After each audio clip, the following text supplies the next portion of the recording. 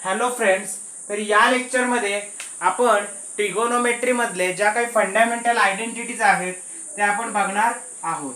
या लेक्चर मध्ये आपण ट्रिगोनोमेट्री मधील ज्या काही फंडामेंटल आयडेंटिटीज आहेत, काय फंडामेंटल आयडेंटिटीज, त्या फंडामेंटल आयडेंटिटीज आपण बघणार आहोत। तर विद्यार्थी मित्रहो, पहिला जो फॉर्म्युला आहे तो आहे sin square theta plus cos square theta is equal to किती असतं 1।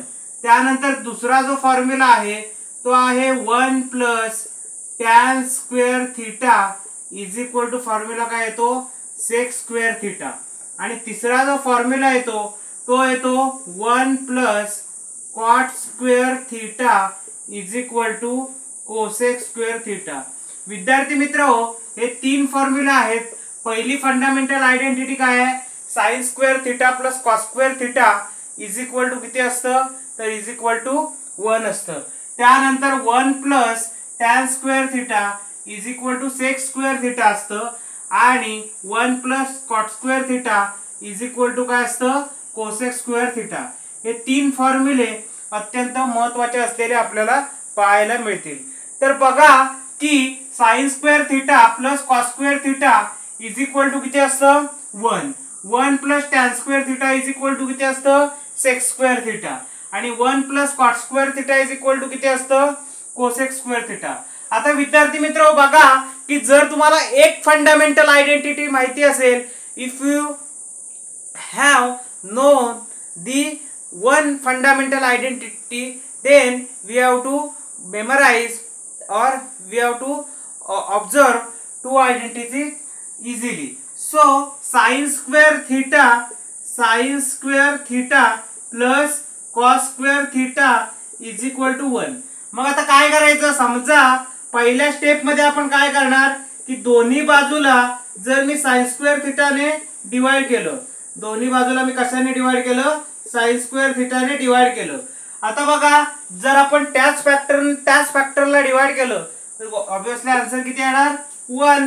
So 1 plus cos upon sin म्हणजे काय असतो cot, तो cot स्क्वेअर थीटा आणि इज इक्वल टू किती आलं cosec स्क्वेअर थीटा। ही आयडेंटिटी मिळाली।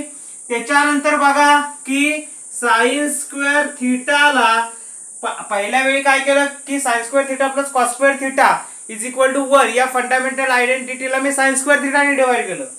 आता मी कशाने करतो की sin square theta upon cos square theta is equal to sin square theta upon, बघा sin स्क्वेअर थीटा, मग इथं काय होणार की पहिल्यांदा मी sin ने डिवाइड केलं, बरोबर, पहिल्यांदा मी कशाने डिवाइड केलं की पहिल्यांदा मी sin ने डिवाइड केलं, नंतर मी cos ने डिवाइड केलं, म्हणजे काय होणार sin square theta upon cos square theta divided by cos square theta is equal to 1 upon cos square theta.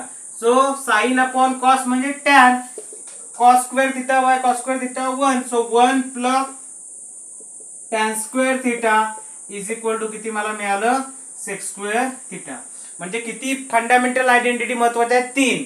पहिली बघा sin square theta plus cos square theta is equal to 1, 1 plus tan square theta equal to sec square theta, 1 plus cot square theta is equal to cosec square theta.